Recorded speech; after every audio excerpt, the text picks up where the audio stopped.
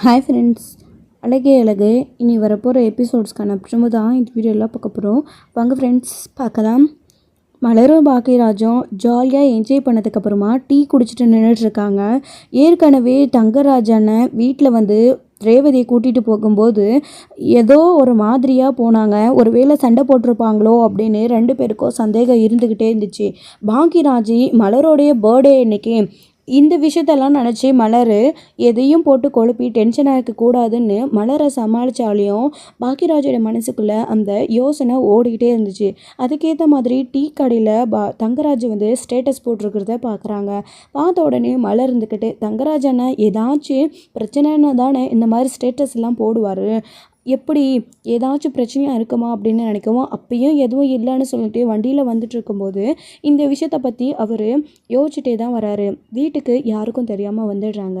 மதிக்கு கால் பண்ணுறாங்க. மிட் நைட்டில் கால் வந்த உடனே வந்து வீட்டை திறந்து விடுறாங்க. என்ன இவ்வளோ சீக்கிரமாக வந்துட்டீங்க, இன்னும் கொஞ்சம் நேரம் இருந்துட்டு வந்திருக்கலாம்ல அப்படின்றாங்க. ஐயோ இதுக்கே நான் பயந்துட்டே வந்த மதி, எங்கள் வீட்டில் அத்தை எந்திரிச்சிடுவாங்களோ, நடுராத்திரில் ஒரு வேளை சப்போஸ் எந்திரிச்சு என்னை கேட்டாங்கன்னா ஸோ நம்ம மாட்டிக்கிட்டோமேன்ற பயத்தில் நாங்கள் வந்துட்டோம் அப்படின்றாங்க. சரி உள்ளே வாங்கன்னு உள்ளே வந்ததுக்கப்புறமா கதவை சாத்திட்டு சரி நீ போய் படு மதி அப்படின்னு மதி போய் படுத்ததுக்கப்புறமா இவங்களும் வந்து ஃப்ரெஷ்அப் ஆகிட்டு நைட்டு படுத்து தூங்க ஆரம்பிச்சிடுறாங்க. சேஞ்ச் பண்ணிவிட்டு அப்போது மலர் நல்லா என்ஜாய் பண்ணிவிட்டு போனவனே படுத்து தூங்கிடுறாங்க. பாக்கியராஜ் திரும்பவும் ஸ்டேட்டஸ் பார்த்துட்டு இருக்கும்போது அவங்களுடைய திரும்பவும் மச்சான் வந்து ஸ்டேட்டஸ் போட்டிருக்கிறத கவனிக்கிறாங்க. அதை கவனித்த உடனே அவர் ரொம்ப பயப்பட ஆரம்பிச்சிடுறாரு. ஸோ மலர் ஆல்ரெடி சொன்னால் ஏதாச்சும் பிரச்சனையாக இருந்தால் மட்டும்தான் இந்த மாதிரி தங்கராஜன் ஸ்டேட்டஸ் வைக்குவார் அப்படின்னு மலர் சொன்ன விஷயங்களை யோசிச்சுட்டே இருக்காங்க. அதே மாதிரி தான் இந்த தடவையும் பாக்கியராஜ் பார்க்கும்போது கூட ஸ்டேட்டஸில் பொண்டாட்டிங்களை எப்பவும் அடக்கி கைக்குள்ளேயே வச்சுக்கிட்டோம், இல்லைன்னா ஓவராக ஆடுவாங்க அப்படி இப்படின்னு நிறைய ஸ்டேட்டஸ் போட்டிருக்காரு. இதெல்லாம் பார்த்து ஏன் இப்படி ஸ்டேட்டஸ் வச்சுருக்காரு மாப்பிள்ளை, அங்கே ஏதாச்சும் பிரச்சனையாக இருக்குமா, உள் மனசு சொல்லிக்கிட்டே இருக்குது, நம்ம போய் பார்ப்போம் அப்படின்னு அந்த ராத்திரியில் யார்கிட்டையும் சொல்லாமல் கூட எந்திரிச்சு பாக்கியராஜ் நேராக ரேவதியோட வீட்டுக்கு போய் பார்க்குறாங்க. பார்த்தா ரேவதி கேட்டுக்கு வெளியே உட்காந்து அழுதுட்ருக்காங்க. இதை பார்த்த உடனே நேராக போகிறாங்க நம்ம பாக்கியராஜ். ரேவதி ரேவதி என்னாச்சு, ஏன் வெளியே உட்காந்துட்ருக்க அப்படின்றாரு. அண்ணன் அப்படின்னு ரொம்ப அதிர்ச்சி ஆகுறாங்க. உள்ளே என்னென்னா தங்கராஜ் ரேவதியை வெளியே உட்கார வச்சுட்டு உள்ளே பாட்டு போட்டுவிட்டு நைட்டு ஃபுல்லாக ஜாலியாக பாட்டு கேட்டுட்டு அவர் சோஃபாலே தான் உட்காந்துட்டு அப்படியே படுத்துட்ருக்காரு. ஸோ அவரும் போய் உள்ளே பெட்டில் ஜாலியாகவும் தூங்கலை. இவ்வளோ வெளியில் விட்டுட்டு நம்ம இங்கே உட்காந்துட்ருக்கோமே, சப்போஸ் இங்கேனா எழுந்திரிச்சு அவள் அம்மா வீட்டுக்கு போயிட்டு காலையிலே தான் வந்தாள்னா, இல்லை ஏதாச்சும் பண்ணிட்டு இருந்தால்னா என்ன பண்ணுறதுன்னு சரியான சந்தேக புத்தி அவருக்கு. அதனால் அங்கேயே உட்காந்துட்டு இருந்தார். அப்படி இவங்க 2 பேரும் போய் நின்று பேசுவோம். அண்ணே நீ எங்கண்ணே, நீ என்னென்ன இந்த நேரத்தில் இங்கே வந்திருக்க அப்படின்னு. ரேவதி உனக்கு ஏதாச்சும் பிரச்சனையா, ஆமாம் நீ ஏன் இங்கே உட்காந்துட்ருக்க, முதல்ல அதை சொல்லு அப்படின்றாங்க. ஆனால் அதெல்லாம் ஒன்றும் இல்லைண்ணா அப்படின்னு. என்ன ரேவதி இந்த நேரத்தில் இங்கே வந்து உட்காந்து அழுதுட்ருக்க, கேட்டால் ஒன்றும் இல்லைன்ற அப்படின்னவும் அப்போ தான் சத்தம் கேட்ட உடனே ஃபாட்டை ஆஃப் பண்ணிவிட்டு தங்கராஜ் வெளியில் வராரு. இந்த நேரத்தில் யார்கிட்ட பேசிகிட்டு இருக்க நீ அப்படின்னு தங்கராஜ் வந்து நிற்கவும் பார்த்தா ரேவதியோட அண்ணன். இவரை பார்த்த உடனே அப்படியே அமைதியாக நிற்கிறாரு அவர். என்ன ரேவதி, இவர் தான் உன்னை வெளியில் உட்கார வச்சாரா, ஆமாம் என்ன பிரச்சனை, எதுக்காக உன்னை வெளியில் உட்கார வச்சுருக்காரு அப்படின்றாங்க. அண்ணா நீ தானே இந்த நேரத்துக்கு இங்கே வந்த, உனக்கு எப்படி நான் வெளியே உட்காந்துட்ருக்கேன்னு தெரியும், ஏன் நான் வந்தேன் அப்படின்றாங்க. என்ன ரேவதி ஃபோன் பண்ணி நீயே உன் அண்ணனுக்கு ஏற்ற மாதிரியே என்னை வெளியே உட்கார வச்சுருக்காருன்னு சொல்லிவிட்டு அதுக்கப்புறமா எப்படின்னா நீங்கள் வந்தேன்னு எனக்கு தெரியாத மாதிரியே நீ கேட்குறியா அப்படின்னு. ஏங்க நீங்கள் தானேங்க என்னை வெளியில் தள்ளி விட்டீங்க, ஃபோனு வீட்டுக்குள்ளே இருக்குது, நான் எப்படிங்க ஃபோன் பண்ணுவேன் அப்படின்றாங்க. ஆமாம் இந்த ஊர் உலகத்தில் யார்கிட்டையும் ஃபோனே இல்லை பாரு அப்படின்றாங்க. ஏங்க அத்தை அக்கம் பக்கத்தில் இருக்கிறவங்களுக்கு தெரிஞ்சிரும்னு சொல்லிட்டு வெளியில் விட வேணான்னு சொன்னாங்க, ஆனால் நீங்கள் தான் எல்லாத்தையும் மீறி என்னை வெளியில் விட்டீங்க, நான் எப்படிங்க வெளியில் இருக்கிற விஷயத்தை அண்ணங்கிட்ட சொல்லணும்னு அக்கம் பக்கத்தில் இருக்கிறவங்களுக்கு ஃபோன் பண்ணி சொல்லுவேன், அப்படி சொன்னால் நம்ம குடும்பமான இல்லைங்க போகும் அப்படின்றாங்க. ஓ நம்ம குடும்பத்தை பற்றியெல்லாம் உனக்கு அக்கறை இருக்கா, பரவாயில்லையே இந்த அளவுக்கு யோசிக்கிறியே அப்படின்றாங்க. ஆமாம் நான் தான் வெளியே உட்கார வச்சேன், அவள் பண்ண தப்புக்காக தான் வெளியில் உட்கார வச்சேன், இப்போ என்ன அப்படின்றாங்க. 1000 தான் சண்டை பிரச்சனை இருந்தாலும் அது எல்லாத்தையும் வீட்டுக்குள்ளேயே பேசி தீர்த்துட்டு இருந்திருக்கணும், அதை விட்டுட்டு இப்படி வெளியே ராத்திரி முழுக்க உட்கார வச்சு இப்படியா பண்ணுவாங்க அப்படின்றாங்க. ஓ தங்கச்சி மேலே பாசம் அவ்வளோ பொங்குதா அப்படின்றாங்க. ஆமாங்க இருக்காதா, என் தங்கச்சி மேலே எனக்கு பாசம் இருக்காதா அப்படின்னு கோவமாக பேசுகிறாரு பாக்கியராஜ். ஆனால் எனக்கு எந்த பிரச்சனையும் இல்லைண்ணே, முதல்ல நீ இங்கேருந்து போன அப்படின்றாங்க. இல்லை ரேவதி இந்த அளவுக்கு ஆனதுக்கப்புறம் உன்னை இங்கே விட்டு வைக்கிறது சரி கிடையாது, நீ முதல்ல வீட்டுக்கு வா, நீ ஏன் வெளியே உட்காந்துட்டு கஷ்டப்படணும், விஷயம், நீ நம்ம வீட்டுக்கு வா போகலாம் அப்படின்றாங்க. அண்ணன் சொன்னால் கேளுண்ணே, நீ போன உனக்கு எப்படி நான் தெரியும் அப்படின்றாங்க. எல்லாம் இவரால் தான், இவர் தான் ஏதோ ஸ்டேட்டஸில் ரொம்ப ரொம்ப சோகமாக ஏதோ ஸ்டேட்டஸ் போட்டு வச்சுருந்தாரு. அதை பார்த்ததுக்கப்புறமா தான் என்னமோ பிரச்சனைன்னு தோணுச்சு. அது மட்டும் இல்லாமல் நீ நேற்று வந்து அங்கேருந்து ஸ்ருதிக்கு இவர் அட்வைஸ் பண்ணதுக்கப்புறமா நீ மாப்பிள்ளை எதிர்த்து பேசினல, அப்புறம் அங்கேருந்து வந்துட்ட, ஏதோ பிரச்சனை போல இருக்குது அப்படின்னு யோசிச்சுட்டே இருந்தா மலர் கூட. அப்படி தான் கண்டுபிடிச்சேன் உனக்கு ஏதோ பிரச்சனைன்னு. அதுக்கு ஏற்ற மாதிரி ஸ்டேட்டஸும் இவர் போட்டு வச்சுருந்தாரு. அதுலேருந்தே நல்லா புரிஞ்சுக்கிட்டேன். நீ வா ரேவதி, முதல்ல வீட்டுக்கு போகலாம் அப்படின்றாங்க. ஆனால் நான் வரல, நீ முதல்ல நீ போன அப்படின்றாங்க. எவ்வளவும் கூப்பிட்டோம், ரேவதி வரமாட்டேன்னு சொல்லிடுறாங்க. என்னை மீறி நீ அவளை கூட்டிகிட்டு போயிட முடியுமா, உன்னால் கூட்டிகிட்டு போ பார்க்கலாம் அப்படின்றாங்க. ரேவதி சொன்னால் கேளு வா அப்படின்றாங்க. இல்லைண்ணா நான் எங்கேயும் வரலண்ணே, தேவையில்லாமல் உங்களுக்கு எதுக்கு நான் கஷ்டம், அம்மா அப்பாவுக்கு இந்த விஷயம்லாம் தெரிஞ்சால் தேவையில்லாமல் பிரச்சனை வரும், அவங்க பயப்படுவாங்க, நீ போன அதெல்லாம் எதுவும் இல்லைண்ணே, எங்களுக்குள்ளே சின்ன சண்டை தான், அவர்கிட்ட நான் ஒரு பொய் சொல்லிட்டேன், அந்த கோவத்தில் என்னை வெளியே உட்கார வச்சுருக்காரு, இன்னும் கொஞ்ச நேரம் நீ வராமல் இருந்திருந்தா அவரே என்னை உள்ளே கூட்டிகிட்டு போயிருப்பாரு அப்படின்னு நீங்கள் போன அப்படின்றாங்க. என்ன ரேவதி இப்போ கூட மாப்பிள்ளை விட்டு கொடுக்காம பேசுறியா நீ, மணி என்ன ஆகுது தெரியுமா, நீ நைட்லேருந்து வெளியே உட்காந்துட்டு இருக்க, இன்னும் கொஞ்ச நேரத்தில் விடிஞ்சிடும், இதுக்குள்ளே அவர் உன்னை கூப்பிட்டுக்கிறது தான், காலையில் தான் அவர் உன்னை உள்ளே கூப்பிட்டு இருந்திருப்பாரு, நீயும் வெளியே உட்காந்து கஷ்டப்பட்டுட்டு இருக்கணும், மணி என்ன ஆகுது தெரியுமா, ஏன் ரேவதி இப்படி இருக்க நீ அப்படின்றாங்க. அண்ணே விழுண்ணே, அதுக்கு என்னென்ன பண்ண சொல்கிற, ஆமாம் என் புருஷன் வெளியில் உட்கார வச்சாரு, நான் பண்ண தப்புக்காக நான் வீட்டுக்கு அங்கே போய் சொல்லிட்டு வந்தேன், அதனால என்னை அவர் வெளியில் உட்கார வச்சிருக்காருன்னு அங்கே வந்து நிற்கவா, அங்கே வந்து நின்னா அப்படியே என் அப்பா அம்மா எனக்கு சப்போர்ட் பண்ணிக்கிட்டு தான் அடுத்த வேலை பார்ப்பாங்க பாருங்கள், நான் பண்ணது தான் தப்புன்னு வரிஞ்சு கட்டிட்டு நிற்பாங்க, எதுக்கு நான் எனக்கு அங்கே வந்து அந்த அசிங்கம் அவமானம், அதுக்கு என் தலையெழுத்து இதுதானு நான் இங்கேயே கஷ்டப்பட்டுக்கிட்டு என் வேலையை பார்த்துட்டு இருக்கனே அப்படின்னு ரேவதி சொல்லுவோம். பார்த்தியா என் பொண்டாட்டி எப்படி பேசுகிறா பார்த்தியா, உங்கள் தங்கச்சியா இப்போ அவள் உங்கள் வீட்டு பொண்ணாக கிடையாது, இந்த தங்கராஜோட பொண்டாட்டியாக இங்கே நின்று அவள் பேசிகிட்டு இருக்கா, அவளுக்கு நல்லது கெட்டது எதுன்னு தெரியுது, இதில் நீ ஏன் நடுவில் வந்து கொழுப்பி விட்டுட்ருக்க, போ வேலையை போய் பாரு, எங்களுக்கெல்லாம் 1000 பிரச்சனை இருக்கும், அதை நாங்கள் பார்த்துக்குறோம் அப்படின்னு தங்கராஜி சொல்கிறாரு. இல்லை ரேவதி, இல்லை நீ வா, அப்படி என்ன நீ போய் சொல்லிட்ட அப்படின்றாங்க. அது சொன்னாலே போய் சொல்லிட்டு உங்கள் வீட்டுக்கு அந்த அழகு மலருடைய பிறந்த நாளுக்கு அவங்களுக்கு கிஃப்ட் வாங்கிட்டு மேடம் அங்கே வந்திருக்காங்க அப்படின்றாங்க. ரேவதி மாப்பிள்ளை சொல்கிறதெல்லாம் உண்மையா அப்படின்னு.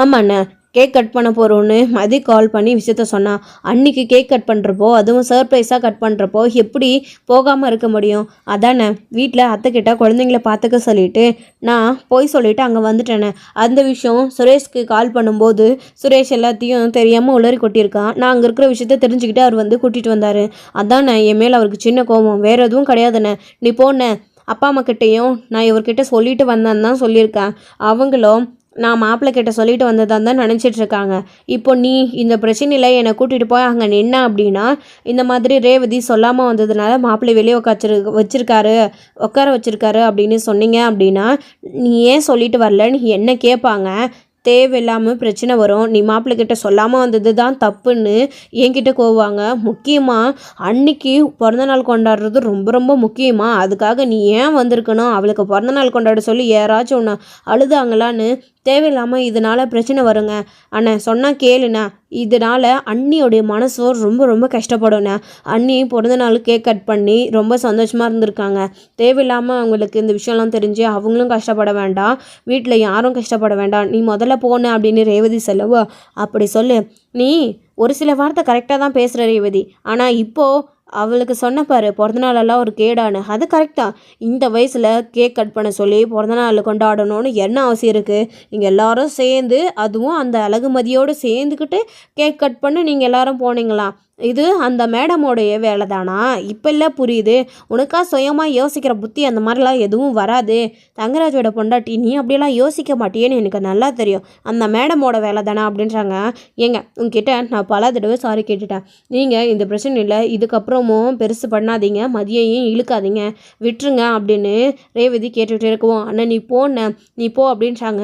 இல்லை ரேவதி, சரி நீ சொல்லாமல் வந்தது தப்பு தான், அதை பேசி தீர்த்துட்டு இருந்துருக்கணும், ஏதோ தெரியாமல் சொல்லாமல் வந்துட்டா, அது கூட எங்கேயும் வேற எங்கேயும் போலையே, பிறந்த வீட்டுக்கு தானே வந்திருக்கா, அதுவும் கூட பிறந்த அண்ணன் பொண்டாட்டியை பார்க்க தானே வந்திருக்கா, அதில் என்ன தப்பு இருக்கு, அவனும் சும்மா ஒன்றும் வரலையே, கேக் கட் பண்ண போகிறோம் அன்னைக்கு பிறந்த நாளுன்னு சொல்லிட்டு ரேவதி வந்திருக்கா, இதில் என்ன இருக்குது, இதுக்கு ஏன் தேவையில்லாமல் பிரச்சனை பண்ணுறீங்க, பிறந்த வீட்டுக்கு தானே வந்திருக்கா, ஏதோ நீங்கள் திட்டுவீங்க போக விட மாட்டீங்க அப்படின்ற ஒரு எண்ணத்தில் சொல்லாமல் கொள்ளாமல் வந்திருக்கிறா. இதுக்கு இவ்வளோ பெரிய பனிஷ்மெண்ட் கொடுப்பீங்களா அப்படின்னு. அதான் நீயே சொல்கிறல்ல, சொல்லாமல் கொள்ளாமல் தெரியாமல் திட்டுவேன்னு சொல்லிட்டு வந்திருக்கான்னு. அந்த மாதிரி போகக்கூடாது, இனிமே போய் சொல்லாமல் அப்படின்னா இந்த மாதிரி தண்டனை கொடுத்தா தான் சரி வரும் அப்படின்னு தங்கராஜ் சொல்லிட்டு இருக்கவும், நான் இவ்வளோ தூரம் எடுத்து சொல்கிறேன், ஏன் நீங்கள் புரிஞ்சுக்க மாட்டேன்றீங்க மாப்பிள்ள அப்படின்றாங்க. இங்கே பார், அதுதான் நடந்தது என்னன்னு தெரிஞ்சுக்கிட்டல, எதுக்காக அவளுக்கு தண்டனை கொடுத்துருக்குன்றதும் தெரியும். தேவையில்லாமல் இங்கே நின்று டைம் வேஸ்ட் பண்ணாதான் முதல்ல கிளம்பு, அவள் பண்ண தப்புக்காக தான் அவளுக்கு தண்டனை கொடுத்துருக்குறேன். அப்படி கூட்டிகிட்டு போகிறது வந்து உன் தங்கச்சி தாராளமாக கூட்டிகிட்டு போய் நீ வீட்டுக்குள்ளே வச்சுக்கோ.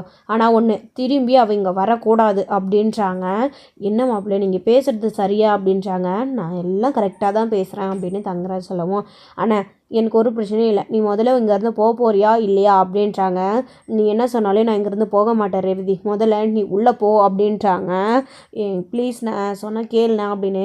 ரேவதி நீ உள்ளே போ அப்படின்றாங்க.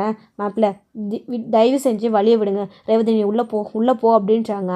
அவங்க ரேவதி பயந்துட்டே நிற்கிறாங்க. நான் இருக்கும்போதே அவளை உள்ளே போக சொல்கிறியா, நான் தானே அவளை வெளியே இருக்க சொன்னேன், நான் திரும்ப உள்ளே போக சொன்னாமல் என் பேச்சை கேட்காம அவள் உள்ளே போயிடுவாளா அப்படின்னு பேசிகிட்டே இருக்கும். சொன்னால் கேளுங்க மாப்பிள்ள ஒதுங்குங்க அப்படின்னு பாக்கியராஜ் தங்கராஜ் பக்கம் தள்ளி விட்டுட்டு ரேவதி உள்ளவான்னு அந்த நேரத்துக்கு கூட்டிகிட்டு போய் உள்ளே விடுறாங்க. உள்ளே விட்ட உடனே நான் இவ்வளோ தூரம் சொல்லிக்கிட்டே இருக்கேன், உனக்கு எவ்வளோ தைரியம்டா அவளை கூட்டிகிட்டு வந்து உள்ளே விடுவா, அதுவும் ஏன் வீட்டுக்குள்ளே அப்படின்னு தங்கராஜ் கோவப்படவும், அப்படி கோவப்பட்டு பாக்கியராஜோட சட்டையை பிடிச்சிடுறாங்க. எங்கே விட்டுருங்க, தயவு செஞ்சு விட்டுருங்க, நான் வேணா வெளியில் கூட போயிடுறேன் விட்டுருங்க அப்படின்றாங்க. ரேவதி நீ ஒன்றும் வெளியில் போக தேவையில்ல, அவர் என்ன பண்ணுறாரோ பண்ணட்டும், கையெடுங்க மாப்பிள்ளை அப்படின்றாங்க. என்னடா பண்ணுவேன் என்ன பண்ணுவா அப்படின்னு கையெடுங்க மாப்பிள்ளைன்னு கையை அப்படி தட்டி விடுறாரு பாக்கியராஜ் கோவமா. இதில் தங்கராஜ் ரொம்ப ரொம்ப கோவம் அடைகிறாரு. உங்களுக்கு எவ்வளோ தைரியம் இருந்தால், அதாவது உனக்கு எவ்வளோ தைரியம் இருந்தால் ஏன் கையவே தட்டி விடுவ, முதல்ல இந்த வீட்டை விட்டு வெளியில் போடா, உனக்கு என்ன உரிமை இருக்குது இந்த வீட்டுக்குள்ளே, இந்த வீட்டில் வந்து உள்ளே நின்றுட்டுருக்க அப்படின்னு கோவமா பாக்கியராஜை பிடிச்சி தள்ளி விடுறாங்க. என்னை தள்ளி விட்டால் கூட பரவாயில்ல ரேவதி, நீ வெளியில் வராத உள்ளே இரு, நான் போகிறேன், எதுவாக இருந்தாலும் எனக்கு ஃபோன் பண்ணு, இவ்வளோ நடந்திருக்கு, அண்ணங்கிட்ட ஒரு வார்த்தை கூட நீ சொல்லாமல் வெளியே உட்காந்துட்ருக்கே, நீ வெளியவே வரக்கூடாது உள்ளவே இரு அப்படின்னு பாக்கியராஜ் வந்து சொல்லிட்டு இருக்கவும், என்னடி உன் அண்ணன் உன்னை வீட்டுக்குள்ளே கூட்டிகிட்டு வந்து விட்ட உடனே அவ்வளோ திமிராகி போச்சா, அவன் சொன்ன உடனே நீ உள்ளே வந்துடுவியான்னு கோவமாக சொல்லிட்டு இருக்கவும், அந்த பாக்கியராஜ் வெளியில் நின்று ரேவதி நீ வெளியில் வராதன்னு சொல்லிகிட்டே இருக்கவும் ரேவதி அழுதுகிட்டே நின்று இருக்காங்க. அண்ணன் பக்கம் நிற்கிறதா இல்லை ஹஸ்பண்ட் பக்கம் நிற்கிறதான்னு தெரியாமல் ஓங்கி பலார்னு ரேவதி அடிச்சிடுறாங்க. மாப்பிள்ளை ஏன் முன்னாடியே அவளை அடிக்கிறீங்களான்னு கோவப்பட்டு சட்டையை பிடிச்சி கை வாங்கிடுறாரு பாக்கியராஜ் கோவத்தில். ஏய் கையை அறுக்கடா கீழே அப்படின்னு கரெக்டாக அவங்க அம்மா தூக்கத்தில் எந்திரிச்சு வராங்க. என்னடா தங்கராஜ் இது இங்கே என்னடா நடந்துகிட்ருக்கு, கையெடுடா முதல்ல, என் பையன் மேலே கை வைக்கிற அளவுக்கு உனக்கு தைரியம் வந்துடுச்சா அப்படின்றாங்க. என்ன கண் முன்னாடியும் அண்ணன் புருஷன்காரனை போட்டு இப்படி அடிக்க வரான், நீ பார்த்துட்டு அமைதியாக நிற்கிறேன், என் பிள்ளை மேலே கையை வைக்கிற அளவுக்கு உன் அண்ணனுக்கு தைரியம் வந்துடுச்சா அப்படின்றாங்க. அத்தை அதெல்லாம் இன்னும் இல்லைத்த, ஆனால் சொன்னால் கேளுண்ணே நீ போன அப்படின்றாங்க. இல்லை ரேவதி சொன்னால் கேளு, நான் கேட்டால் தான் இவர் நீ பிரச்சனை பண்ண மாட்டார், இல்லைன்னா உங்ககிட்ட தேவையில்லாமல் பிரச்சனை தான் இவர் பண்ணிகிட்டே இருப்பார் அப்படின்றாங்க. ஏண்டா புருஷன் முண்டாட்டிக்குள்ளே 1000 இருக்கும், ஏதோ சின்ன சண்டையினால அவங்க அப்படி இருக்காங்க, அதுக்காக உடனே நீங்கள் வந்து நியாயம் கேட்க வந்துடுவியா, என்னடி நீ தான் ஃபோன் பண்ணி சொன்னியா அப்படின்றாங்க. ஐயோ அத்தாளுதான் அதெல்லாம் இல்லை அப்படின்னு பாசமல்ல இருக்கணும்னா அண்ணங்காரனுக்கு தானாகவே தெரியுதுமா, அதுதான் இந்த நேரத்தில் என் தங்கச்சி ஏன் வெளியே உட்கார வச்சுருக்கீங்கன்னு நியாயம் பேச வராரு. அவன் என் சட்டையை பிடிச்சி அடிக்க வரான், இவன் நின்று வேடிக்கை பார்த்துட்ருக்கா அப்படின்னு தங்கராஜ் பேசுவோம். என்னடி இதெல்லாம் அப்படின்றாங்க. அதெல்லாம் இதில் எதுவுமே இல்லை, ஆனால் நீ போன அப்படின்னு சொல்லிகிட்டே இருக்காங்க. இல்லை ரேவதி நான் உனக்கு என்ன ஏதுன்னு பார்த்து உன் பிரச்சனையை சரி பண்ணிட்டு தான் போவேன்னு பாக்கியராஜ் கோவமாக சொல்லவும், கோவம் வந்துடுது நம்ம ரேவதிக்கு. அண்ணா சொல்கிறது கேளுண்ணே, முதல்ல இங்கேருந்து போனேன் அப்படின்னு ரேவதி கத்துறாங்க. ரேவதி சொன்னால் கேளு அப்படின்னு. ஆனால் எங்கள் குடும்ப பிரச்சனைண்ணே, இதில் தலையிட உனக்கு என்னென்ன உரிமை இருக்குது, ஏன் கண்ணுடைய அவரவே அடிக்க வர, அவர் அந்த வீட்டோடைய மாப்பிள்ளைன்னு அந்த மரியாதை கொஞ்சமாச்சும் கொடுங்க, முதல்ல இங்கேருந்து போனேன், உங்கள் தங்கச்சி இங்கே நல்லா இருக்கணும் சந்தோஷமாக வாழணும் அப்படின்னு நான் நினச்சினா இனிமேல் இந்த பக்கமே நீ வராதண்ணே, எங்கள் பிரச்சனைகளையும் நீ தலையிடாத, அவர் என்னை அடிக்கிறாரு வெட்டுறாரு குத்துறாரு அது என்னமோ நான் பார்த்துக்கிறேன், அதான் கல்யாணம் பண்ணி கொடுத்துட்டீங்கல்ல அவ்வளோதான், நான் உங்கள் கடமை முடிஞ்சிருச்சு, நீங்கள் போங்க போனேன் அப்படின்னு ரேவதி கோமா பாக்கியராஜ் கிட்ட சொல்லவும், ரேவதி நான் சொல்கிறது கேளு அப்படின்றாங்க. இங்கேருந்து போயிடு அப்படின்னு கோமா சொல்லவும், பாக்கியராஜுக்கு வேறு வழியே இல்லை. அவ்வளோ தூரம் சொன்னதுக்கப்புறமா இனி எப்படி அங்கே நிற்க முடியும், அதான் சொல்லிட்டால கிளம்புடா அப்படின்னு அவங்க அம்மா தங்கராஜ் எல்லாமே சொல்லவும், அங்கேருந்து மரியாதை கெட்டு போய் திரும்பவும் பாக்கியராஜ் வராரு. இதை நினச்சி ரேவதி ரொம்ப ரொம்ப வருத்தப்பட்டு அழுகுறாங்க. பரவாயில்லையே இப்போவாச்சு எனக்காக பேசணும்னு தோணுச்சே, சரி போ உள்ள அப்படின்னு போனால் போதுன்னு மன்னிச்சு விட்டுடுறாரு தங்கராஜ்.